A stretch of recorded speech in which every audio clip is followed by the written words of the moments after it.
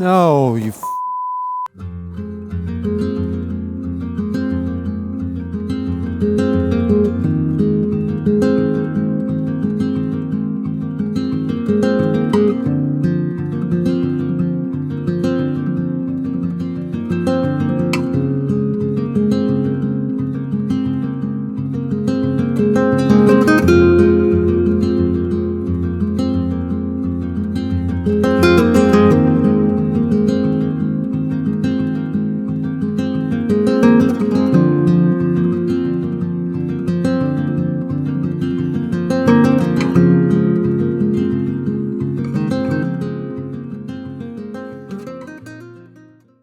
So we did get that snowstorm, and we're back up by Split Rock Lighthouse.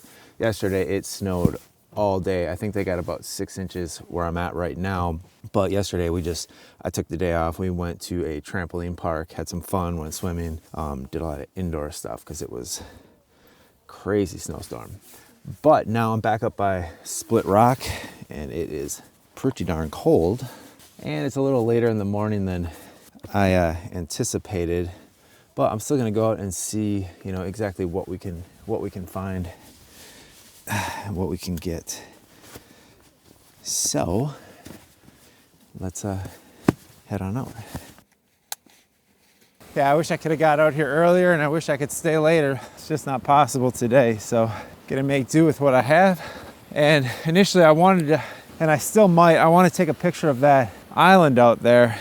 And I think I might go out to that little peninsula out there and see how it looks from that side. But I kind of want the sun to get a little bit further that way because this side's all in shadow. So first I'm gonna just hike over to the lighthouse, and I may or may not make it over there because I gotta get home today and I got quite a long drive, but it's been awesome. Quite a few people have commented on the fact that there's no real practical purpose of placing zones past zone 10. And I figured today might be a good day to kind of address that because it's like 11 o'clock noon. We just got a fresh coat of snow here, and I'm shooting in kind of the harshest conditions. And if I want any shadow detail at all, my highlights are gonna fall way out of range. And that's where this extended zone system or placing the values out further comes into play. I fully am aware that when I'm printing, I cannot print more than 10 values or 8 values on any given paper. But the negative can take a ton more density range. And so it's something where, check out this view. It's something where you have to be able to record where the highlights are, evaluate what you're doing, and then place them accordingly. Sometimes it's easy to just burn down highlights even if they're way up 5 stops out of range on the negative. But oftentimes that's not feasible, and that's when you're going to want to record where the highlights fall and then develop to pull the highlights back down to a printable level. And that's basically what I'm referring to. This is the way I do it. You by no means have to do it the same way, but there is practical purpose in recording your highlights way up in the density range. And then either, like I said, making a judgment call at the time. If you think you can print them down without any problems, or dodge the shadows up without any problems, not a big deal. Then just let it ride.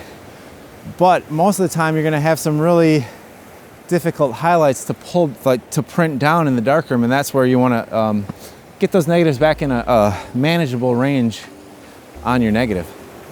So, this is really pretty. Where to start? I guess we just start somewhere. I'm gonna grab my app or my rangefinder and just kind of see where I want this composition to be. I think I even want these rocks and stuff in here. So I better stop tramping all over this fresh snow.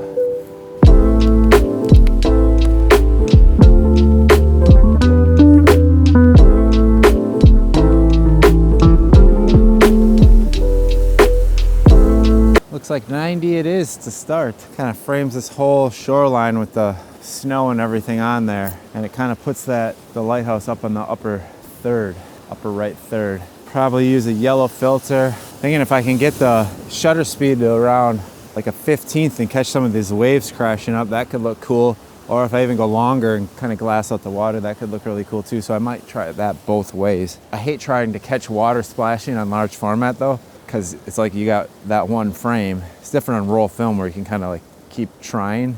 It's like this was like, did you get it? And then it's like pretty soon you're at like 4 sheets of film. You're like, well, if I didn't get it, I don't want to shoot $50 worth of film trying to catch a wave. So that's my own personal struggle. And when we pulled in, there was a big snowstorm here yesterday. And when we pulled in, there was a car in the lot with like 2 feet of snow on it. That's not a good sign. Because I mean, we're right on the water, and it's, you know, if you're not careful, it's, well, I shouldn't be one to talk. I fell through the ice yesterday and almost died. But point being is, I was like, that's not a good sign. Someone's car is out here. I'm really glad that the gentleman came hiking back out when he did. And then we saw like kind of an emergency vehicle drive through too, and we're like, oh, are they searching for somebody? But it turned out, so all of a sudden I see a guy coming up with full snowshoes and carrying a thing, like a sled. And I was like, oh, I hope that's his car. And it was. So he was out, he camped 2 nights out in the wilderness up here. He said he had a heated tent, like with a chimney. It's kind of like a hotel room myself, but I bet you could get really cool pictures doing that. Who knows, maybe that'll be the next venture. But the problem is when you have all that gear just to live, you know, just to camp, you throw in all this large format gear, man, it's like I practically need a luggage rack just to carry my camera gear around.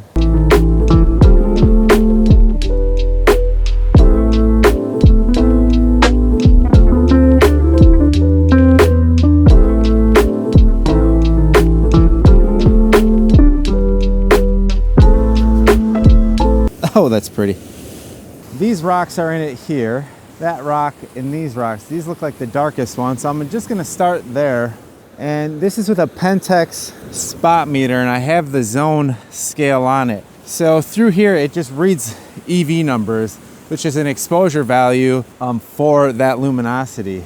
So those rocks are at 13. So if I place those rocks, the EV 13 at zone 4, the snow in the bright sun is at 17, which in this case, it falls at zone 8.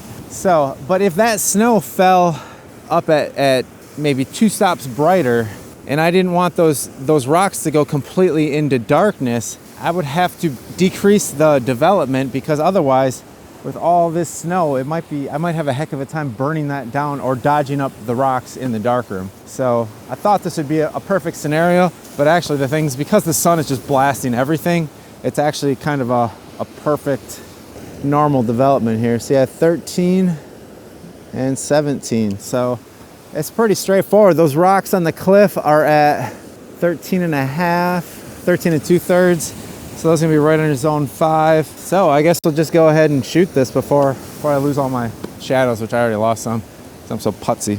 But so at f32, yeah, 30th of a second, get this, 15th of a second with the yellow filter. I guessed it out the gate. So now if I can just get some of those waves crashing up, that would be really cool. And this is Tri-X 320, but my normal testing for this is to shoot it at 200. And if I had to reduce the development by 1 stop, I would shoot it at 160. If I had to increase the contrast by 1 stop, so say that snow fell on like 16, I would bring it up a little bit. I would shoot it at 250. Here it comes. Here it comes.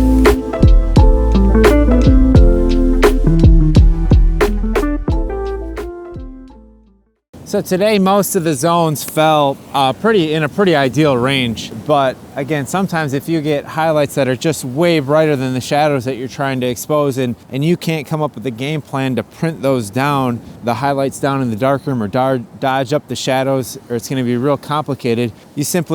You need to record where those highlights are falling and then compensate with your development. You got to expose a little bit more and reduce development, or vice versa. If you need more contrast, you need to push those highlights up from, say, zone 6 to zone 8. You need to expand the development and then just give it slightly less exposure. So that's the premise of it. Like I said, nobody has to do things the way I do by any means. I have a trash bin full of junk negatives, so don't do anything on my account, but it is something that I found helps a lot, especially if you take notes and then develop. It's just way easier to print if you have a game plan going into it. Like when you see a scene, you're like, okay, I could definitely burn that down or dodge that up, and so I'm not going to worry about it. I'm just going to develop it normally. That's good if you can think that way. So that's the whole idea, guys. I'm hoping these pictures turn out really, really awesome. It was really awesome to be out here. It's so beautiful. This lighthouse is amazing. Yeah, I should go grab my camera before it ends up in the lake. Got attacked by a tree. Oh. Speaking of which, I meant to pick up some bear spray before. I was a couple miles out into the woods and I was like, what do I do if I see a bear? Apparently you're supposed to act almighty and tough. I don't know if I could do that. So my way up next time, I'm definitely gonna get some bear spray. There's just way too many ways you could die up here. All right, so I'm gonna go for one more shot before I leave, since this got a little bit hazy, and I wanna see if I can get a shot of this island kind of just surrounded by nothingness. So I don't know, try one more before we hit the road.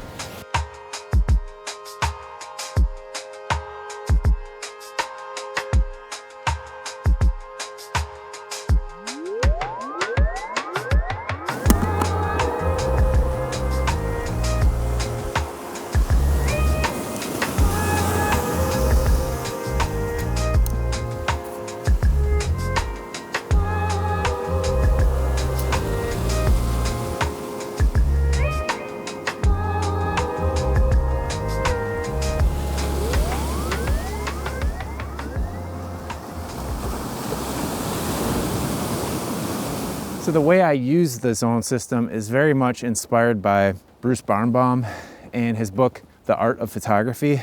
So if you are curious as to using the upper limits and the highlights and how to control them and print them, that's a great book to start, if not end. And then he's also got a really cool video on why he places his shadow tones on zone 4 instead of zone 3 necessarily. And that's why I try to push them up a little bit. It pushes them up higher on the curve to give you a little bit more separation in your shadows. So look for that video by him on YouTube. I'll try and put a link in the description below if I can find it. But that's really great. Just a wealth of knowledge. I mean, he's really an amazing photographer, and I've just always loved his work. So anyway, that's how I choose to expose my negatives and use the upper kind of extended zone system, if you will. So you don't have to, but you can.